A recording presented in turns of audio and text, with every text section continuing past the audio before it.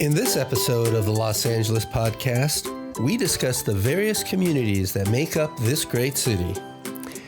If you're new to Los Angeles and wonder what part of the city suits my particular lifestyle, then you'll love this episode of the Los Angeles podcast.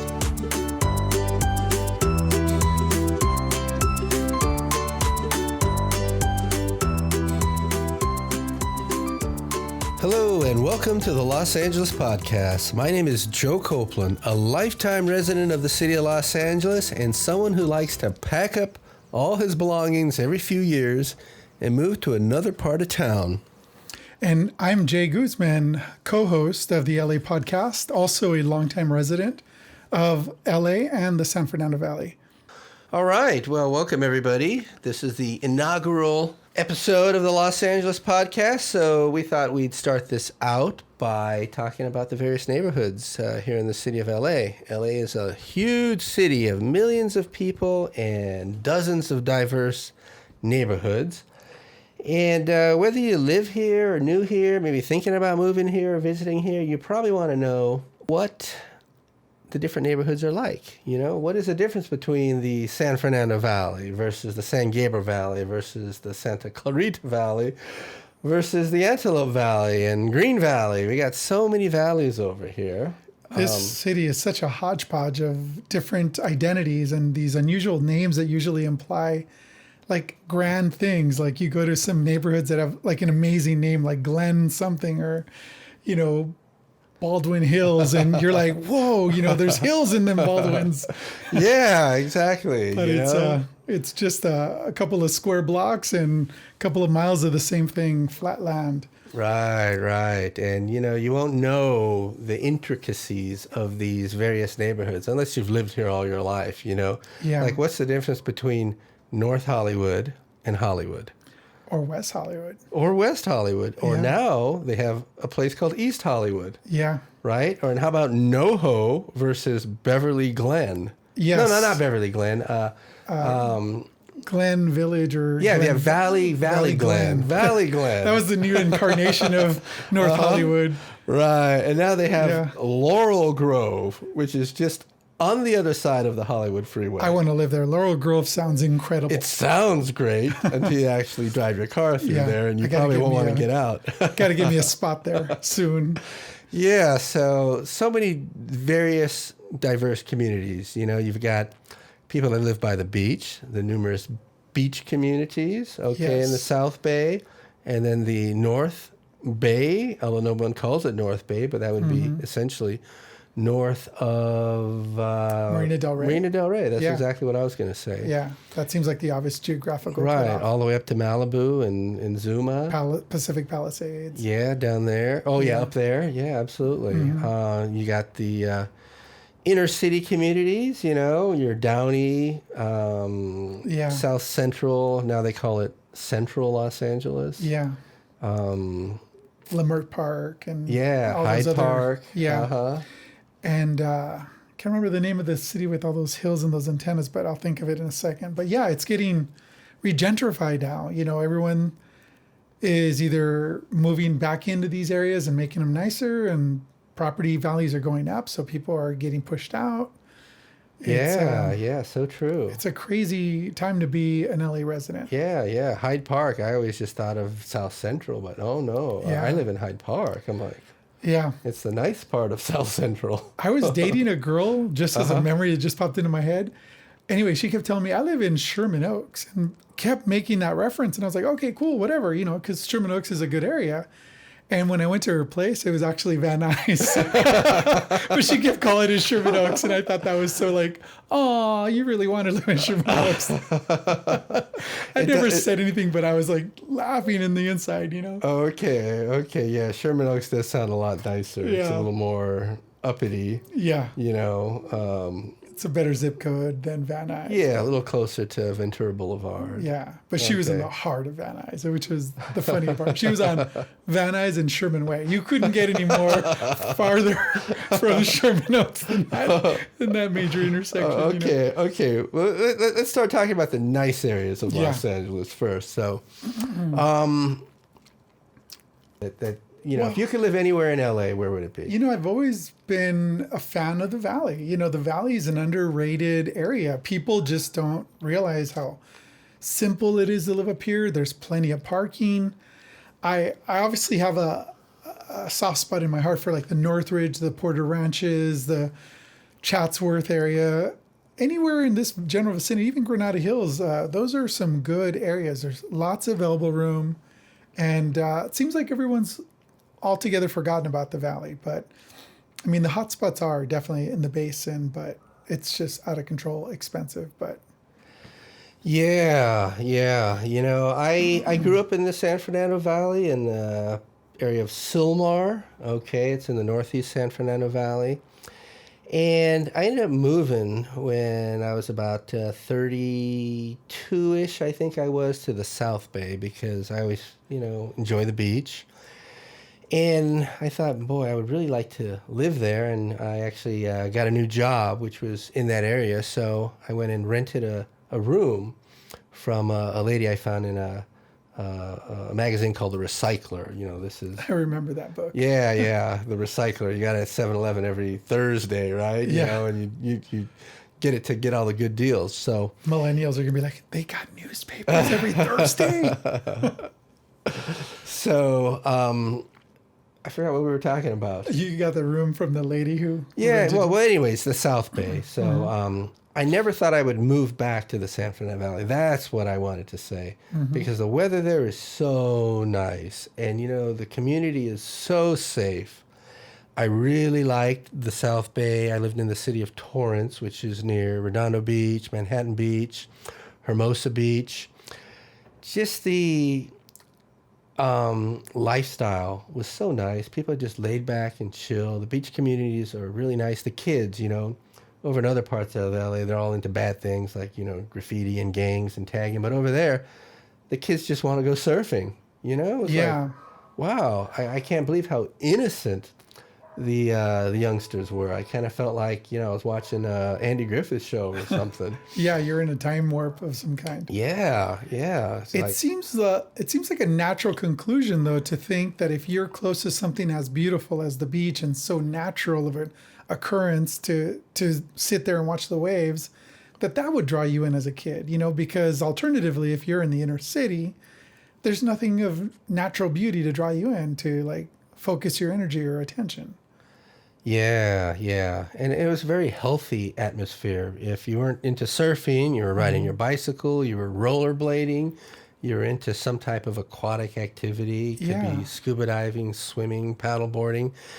Anyways, if you're the kind of person that, is really into health and fitness, well, definitely you want to live by one of the beach communities as close to the beach as possible.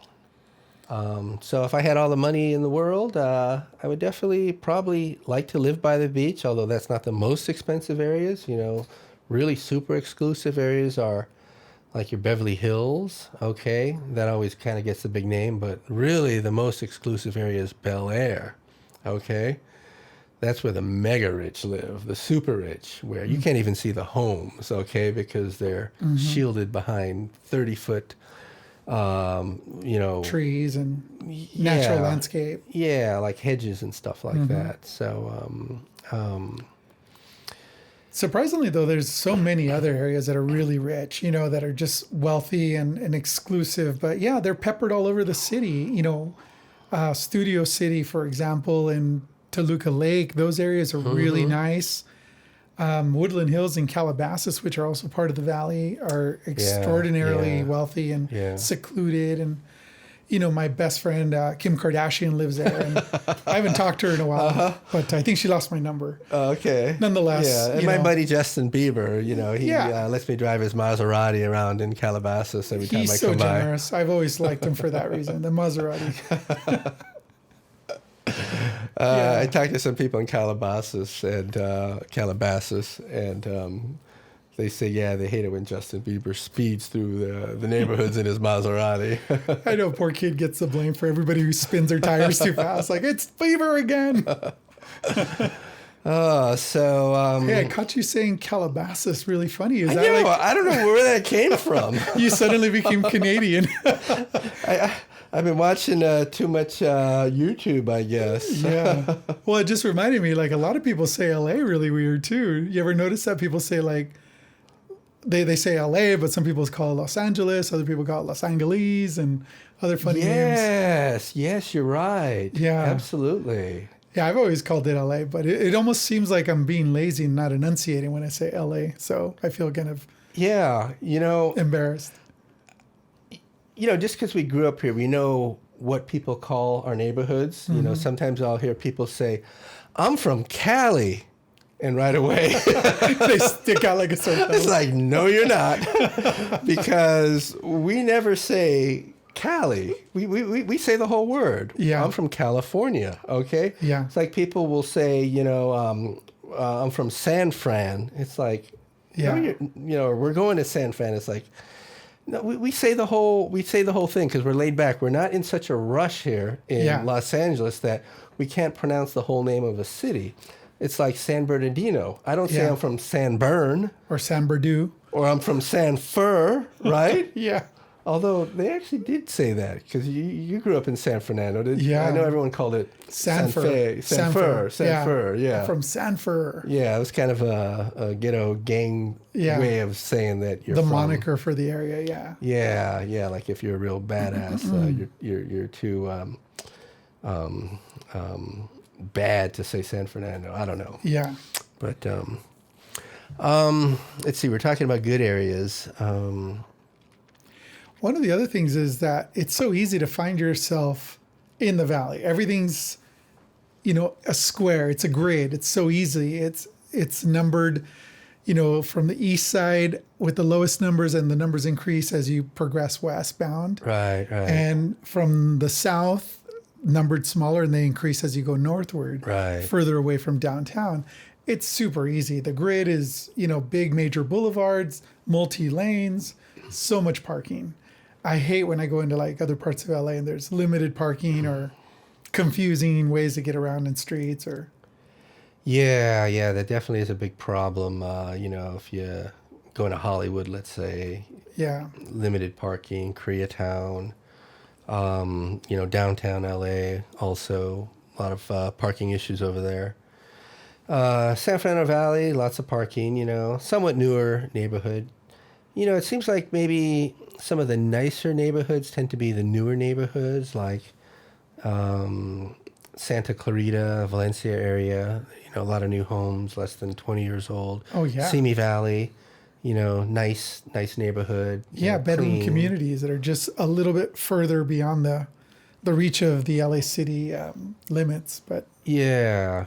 So, if you're looking for a place to live, you got to kind of think about, what do you like out of life? Do you like quiet? I remember I had a girlfriend. She was from back east, right? From New Haven, Connecticut. And she moved here to, it was a Koreatown area. Pretty exciting place. You know, it's kind of close to Hollywood, always stuff going on. And it's really pretty, yeah. Yeah, I don't know. It's... Anyway, so I moved her over to Sylmar. She moved in with me, and she would always complain about how boring it was here, that you don't even have a movie theater in Sylmar. Yeah. And, I kind of would take offense at it. It's like, attacking me, although I shouldn't take offense. But, hey, it's the suburbs. That's just the way things are. It's all built up with homes, and there ain't no room to put a movie theater in. Yeah, besides, you can jump on a freeway or a relatively short drive, and you're at a theater before you know it. Yeah. In the valley, there's a bunch of them all over the area. I think a lot of these people back east are so used to walking everywhere, even to a movie theater. Yeah. That the thought of hopping in a car to go somewhere is a bit foreign. In LA, you gotta... I'm not saying you have to have a car. Depends where you live. But in many places, you're gonna want a car, unless you really live in, areas close to downtown LA. Some cool neighborhoods. We're talking about nice neighborhoods, but nice doesn't necessarily mean cool. I like the neighborhood I live here in the valley, but is it cool? You know what cool is? Silver Lake, very cool. Echo Park, very cool, right? West Hollywood, very cool. Oh yeah. It just so happens those communities do have a lot of gays. Should I edit this out? I don't know. But hey, you know what? They do good things for the neighborhood, for sure. They make the place cool. Well, it's also that they're pedestrian friendly. It seems like a lot of those cities offer these kinds of diverse little restaurants or coffee shops or any other kinds of antique bookstores or, you know, interior design stuff. Driving through, you know, Los Feliz and Silver Lake area, that's like one of the cool things that you notice about those cities, that they have these little great streets loaded with, you know, great little shops and crowds of people. And especially when they're, you know, a diverse crowd, and that crowd seems to have like a lot of style and, you know, people that look appealing and different and confident. It draws you in. It makes you think, whoa, I should be hanging out there. Yeah, that's one thing I notice about Silver Lake is it's like there's always young people in their 20s and 30s. They're always walking around. And I always get the sense that they're not from Los Angeles. You know, they came here from out of state to... maybe they came from some small town in the Midwest and they're working in the entertainment industry, and that's cool. That's exciting. You know, more power to them. Yeah. You know, I think after a while, if you know, they don't make it big, I think they tend to say, you know what, I kind of am getting tired of living over here. I want to maybe move over to the valley or to one of the other suburbs or by the beach. You know. Yeah. Most people do, yeah. They tend to, you know, experiment with a few things for a while, and at some point they readdress the living situation. They move somewhere where it's nicer or closer to the beach, like you said. But yeah, people do love living here. I mean, once you get used to the weather, why would you ever go back to some place that has inclement weather or, you know, worse, the potential of tornadoes or other natural disasters? Yeah, that's a good point. You know, to the Bible Belt area of Texas and Oklahoma, where you have Tornado Alley. You know, that's and it gets very cold there too. Right now, you know, it's the weather's great, especially if you live by the beach. It's 68 degrees all year round, except for 2 weeks in the summer. It hits a whopping 81 degrees Fahrenheit. And everybody's complaining about how hot it is. Okay, even me too. Yeah. I remember I'd come back to the valley where it'd be like 100 degrees and I'd literally get sick because I was so used to that perfect weather by the beach. And I'm like, how can anybody stand this? But hey, I got used to it coming back. It's your body adapts. Yeah, usually 2 weeks, 14 days, and you're good to go. So whatever your plan is, you know, just give yourself 14 days to adapt to the weather. Yeah, yeah. So on a positive note. Think of some other areas that maybe our listeners might be interested in. If you're into boats, you got several marinas here. Marina Del Rey. Yeah. Okay, is cool. Redondo Beach. And then I think the next marina is Huntington Beach. No. San Pedro. Mm-hmm. That's right, San Pedro. They've got... a bunch of boats there where they got pleasure crafts and people living on board, which is... Yeah, we forget about that. People actually do live on their boats, and it was something I wanted to do when I was young. Just buy a boat and live on it and go sailing all the time. Yeah, that'd be neat. Just to be able to say you had that experience. Yeah, I mean, LA has so many different things for all these different type of personality styles. Now, if you like, you know, being... outdoors in the mountains, well, guess what we got here? We got a lot of mountains too. Yep. Santa Monica Mountains, San Gabriel Mountains, you know, tons of hiking trails up in the hills and over the hill and the deserts too. Mm-hmm. Yeah, one of the nicer areas that I really like hiking is close to the 101 freeway. Anywhere near Las Virgenes, there's a bunch of great trails that some will lead you to some interesting destinations. I know that the old MASH TV set was back there where the Ronald Reagan Ranch used to be. And along that trail, you see a lake, you see some river, depending on when in the year you go. But that's one nice surprise that you can encounter. A couple others just lead you up a vertical trail where you can get to the top and see the beach when you finally conclude your hike at the top. And it's really worthwhile when you go hiking to see something visually beautiful like a beach scene. Yeah. That is cool. I used to I was dating somebody who really liked hiking every Saturday, and every now and then I tag along, and I was surprised how many great different trails they would find us. Yeah, I think you were doing some hiking in Runyon Canyon, right? Yeah, that was another one, a super popular one where everybody that goes there dresses up for the hike. I remember I walked past girls and they just looked like their makeup was perfect.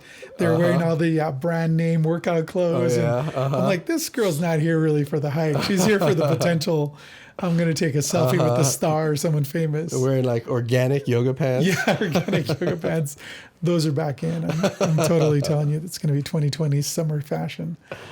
But yeah, it was really funny. Everybody would make eye contact with you because they don't know if you're an actor and they're looking at you. I'm a guy with a little bit of gray hair, and some people have told me I look like Ray Romano, and occasionally people would look at me like, could that be him? Oh my God. And they'd get their camera ready. Like, I'm going to take a selfie with Ray Romano hiking up the trail. Oh, that's funny. And I would always be self-conscious because I would notice them looking at me thinking that probably, you know. But yeah, then they conclude I'm not Ray Romano. So yeah, it's a great place though, just to hike and get a beautiful view of the LA, basin area, all the way to the beach to the San Gabriel Mountains. It's pretty amazing. Yeah. And let's see, we've got some desert communities up north. What do we call those areas? The Antelope Valley. That's another valley. Yeah. Palmdale, Lancaster, and beyond. Yeah. So yeah, we have Tehachapi, which is up that way too, and what a gorgeous area that is. It's underrated as well. They've got their own little wineries. They got their beautiful old Main Street just revitalized and restored, and it looks beautiful. Like when I've driven up there, usually I go there because I have a destination or a trip, but it looks like so inviting, and to see people meandering around on their feet, eating and drinking at different shops. I always think, fudge, I got to make time to visit the next time I come up here because it's really pretty. Really. Yeah. That's one area I've probably just driven through at 70 miles an hour and not stopped. But I always hear people say, Tehachapi's really, really nice, and I think of it as kind of a small town feel. Very safe. Yeah, everybody probably knows each other. Yeah, it seems like everybody does know each other there. I do remember there's a Home Depot, which is one of the reasons I'd go there.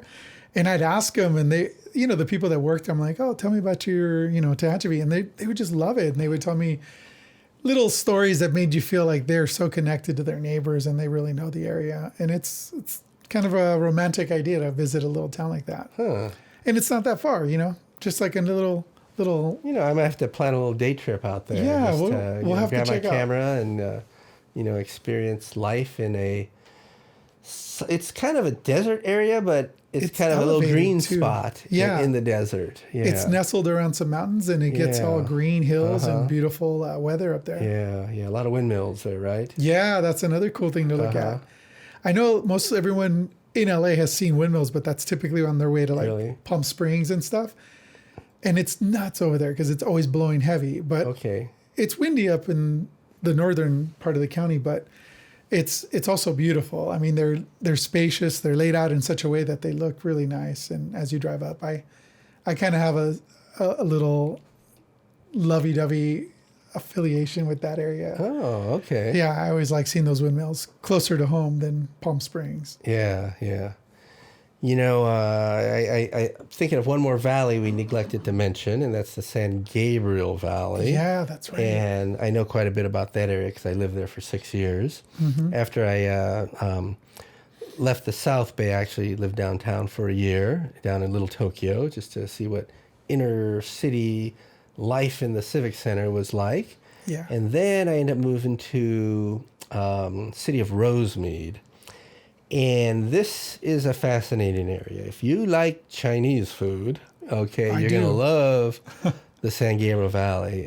San Gabriel Valley had changed tremendously in the past 30 years. Influx of immigrants that had come from essentially Vietnam, all those boat people from the 80s that needed a place. A lot of them landed here. And the area is like 60, it feels like it's 100% Chinese, but I think the official census says it's like 60% Chinese. Yeah. But Yeah, Chinese restaurants everywhere at really good prices. Excellent food. If you ever want to experience real Chinese food, you don't go to Chinatown in downtown LA. That's just, It's more of a gimmicky experience to go to downtown Chinatown. Yeah. I mean, it is still a real Chinatown, but it's mostly old Chinese people, like from Hong Kong. And I think they live there because of city subsidized housing for these elderly. But the real movers and shakers and, upcomers, they're all in the San Gabriel Valley. And Yeah. they got quite a powerful community, businesses, homes, and yeah, it's pretty fascinating. Actually, great restaurants. I mean, we'll do another show in the future on some of our favorite restaurants, but they've got Michelin mentioned restaurants in the San Gabriel Valley that'll cost you $10 a plate. Okay. Yeah, I've heard about that. Michelin. Yeah. We'll talk about it on another show. Yeah. So when we talk about the San Gabriel Valley, we're talking about the communities of Rosemead, San Gabriel, Alhambra, Temple City, Arcadia, then kind of going into some of the richer areas. What's the name of that? It starts with an M. Monrovia? No, it's not Monrovia. Oh, Montclair? No, I can't think of it, but we're all, as the Chinese get wealthier and wealthier, they tend to move, to Arcadia, then up to this one small city where the minimum price of the homes is $2 million. Okay. Wow. Yeah. But no wonder I don't know where it is. Yeah. It's not in my price range. Yeah.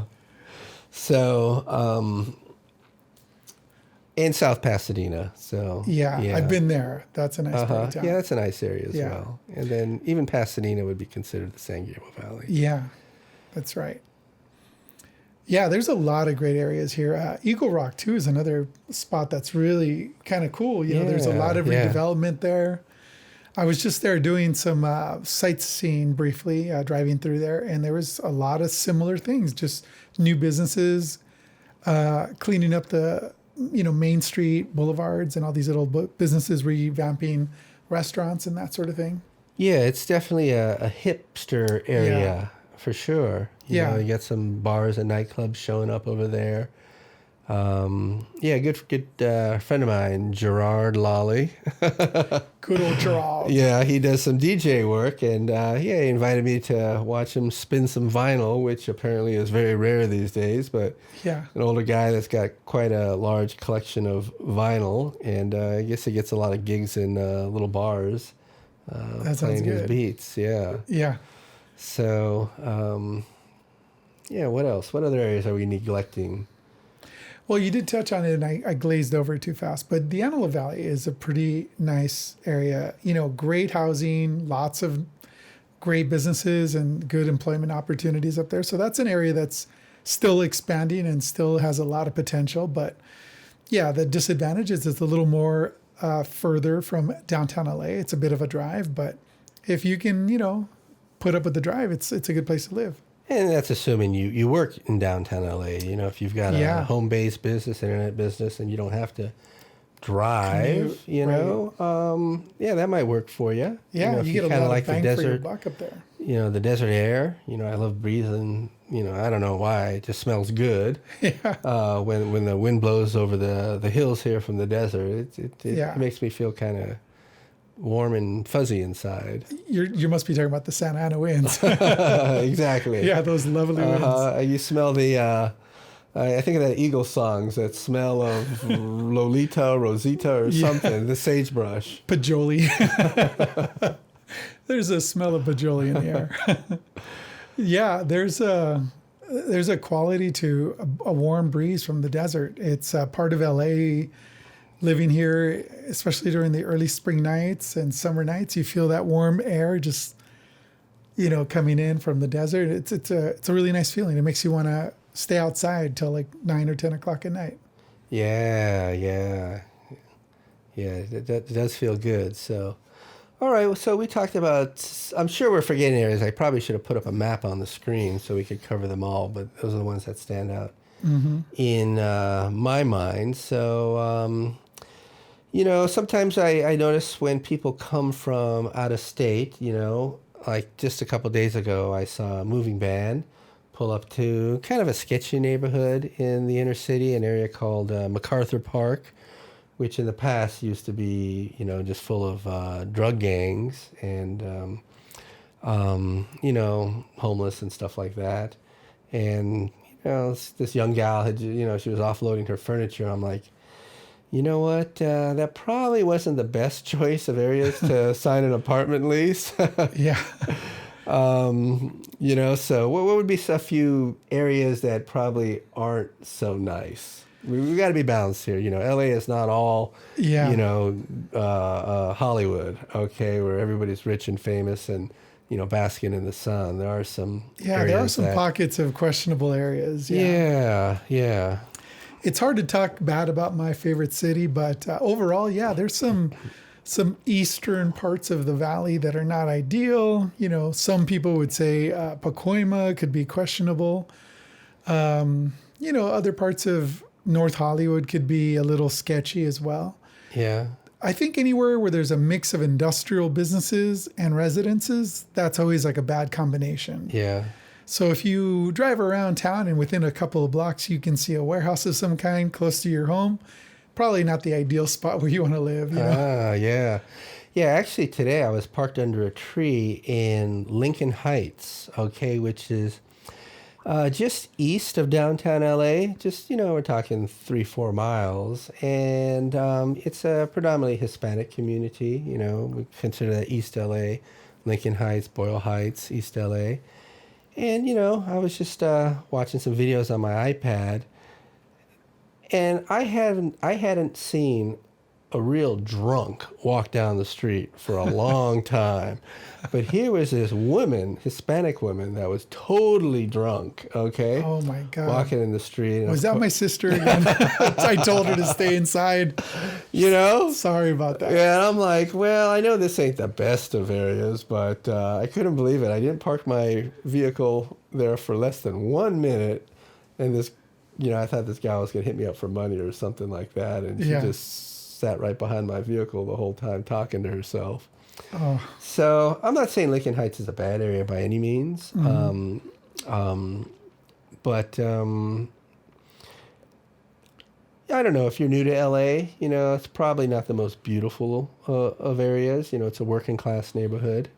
Or I would probably say non-working class neighborhood, because as I was rolling up my windows, because I thought, because this girl was pretty scummy, okay, I noticed, wow, everybody else is looking, and it's like, in the neighborhood that I live in, ain't nobody home during working hours. Yeah. Over there, it's like everybody was home.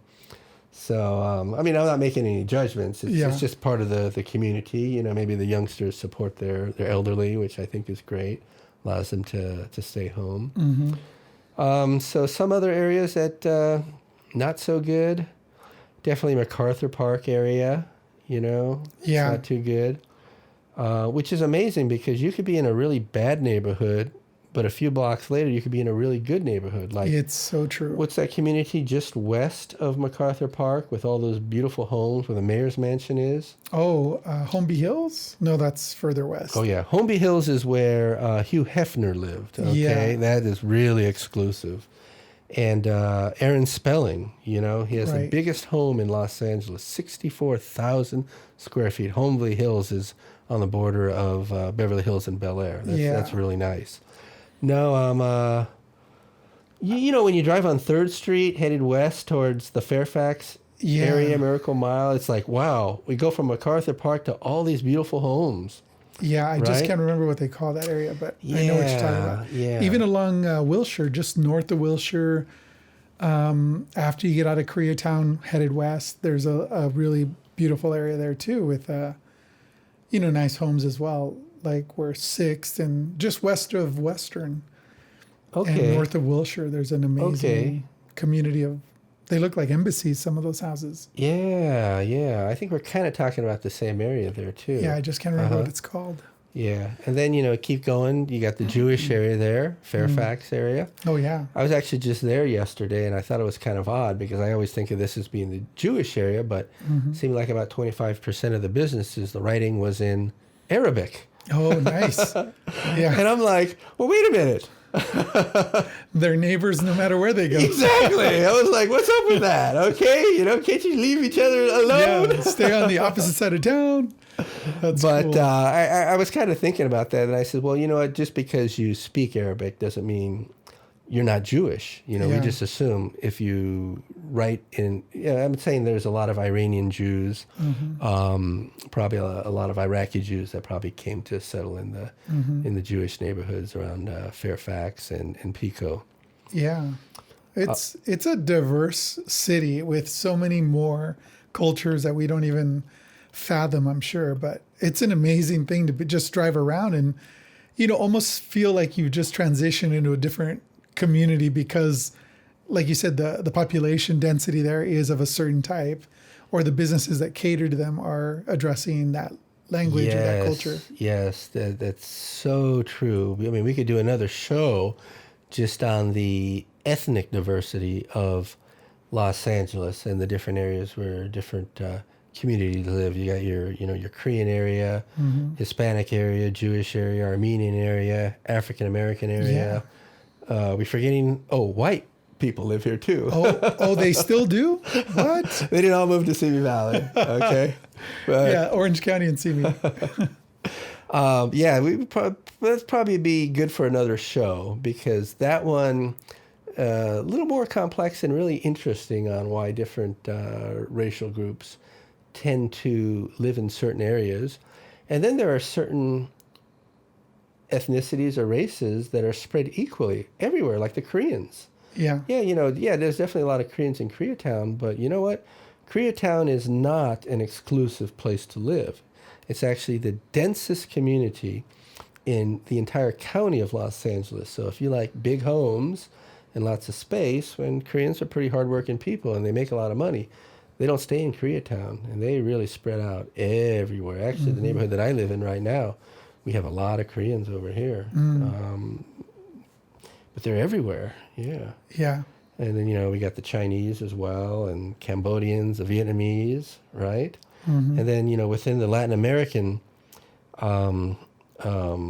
cultures, there's a difference between the Mexicans versus the El Salvadorians, the Guatemalans, the Hondurans, right? Oh, yeah. And they take offense to being identified as Hispanic or Mexican when, in fact, they're, El Salvadorian. Or Right. Yeah. So, if you're not from this area, you might be offending a good part of our Central American population by thinking, everyone with brown skin is Mexican. Yeah.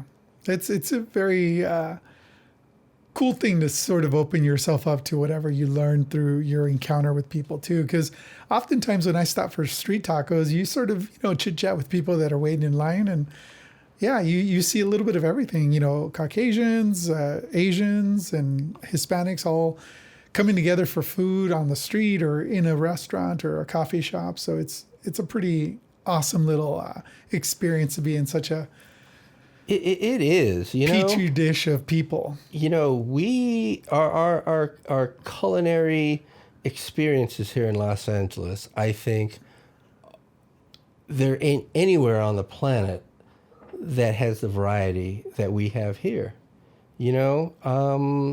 There are people, like the Japanese. Okay, hey, I'm for you listeners out there, I'm half Japanese, and I've got relatives from Japan. You would think, oh, well, they're Asian. They know about Chinese food and Vietnamese food. No, they've never had Thai food. Okay, Vietnamese food, Chinese food, Cambodian food. What else am I missing? Indonesian food. They've never experienced that. They're so locked into their Japanese food only. But over here, it's amazing. It really is that we have so much variety. And it's one of the things that makes Los Angeles great. Now you've done it, Joe. You made me start thinking about pokey. I'm gonna go get some pokey later.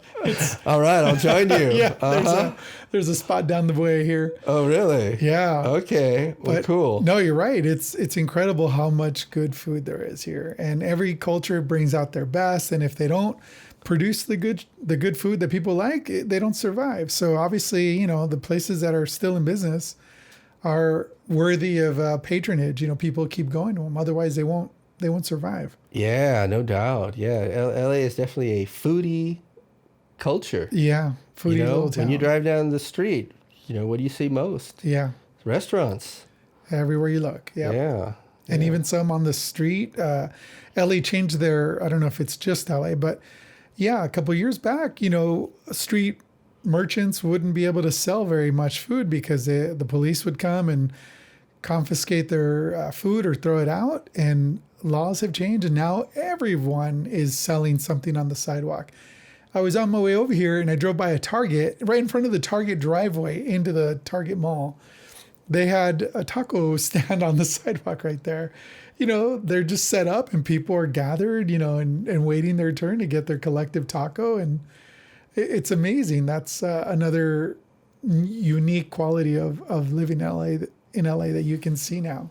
Yeah, I'm a big believer in street food. I love street food. I think it's not only good food, but good for the economy. People have something that they are good at doing, and it's an easy way to make a good living. Yeah, and the satisfy some pathogens are appetites. delicious. I mean, I've never had better bacon. Yeah. I'm just teasing. The food's amazing, regardless. Yeah. And if you have a weak stomach, you'll build up a stronger one just by living here.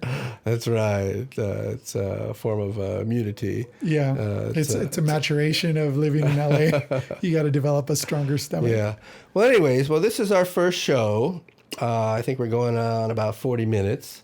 So I'm thinking we've talked enough. We probably should wrap this up. Yep. So, we hope you guys enjoyed this first episode of the Los Angeles podcast, and we look forward to sharing our adventures in Los Angeles with you again in the next episode. Yeah, and before we go, we should thank our sponsors for all their support and encouragement. Mainly my mom. She's always said I was going to do something good in the world. She says, "How could they not love you? You're amazing." That means a lot to me, Mom, wherever you are tonight. Well, I would like to thank the student body of Somar High School, because I was voted most likely to never make more than minimum wage. So I think they'll be very impressed that I've made something of myself. Absolutely. I'm impressed with them. All right, guys. Thank you so much for listening. We look forward to trying to dial this in more tightly for you, and keep listening. I hope we amaze you. All right. Until next time, have a great day.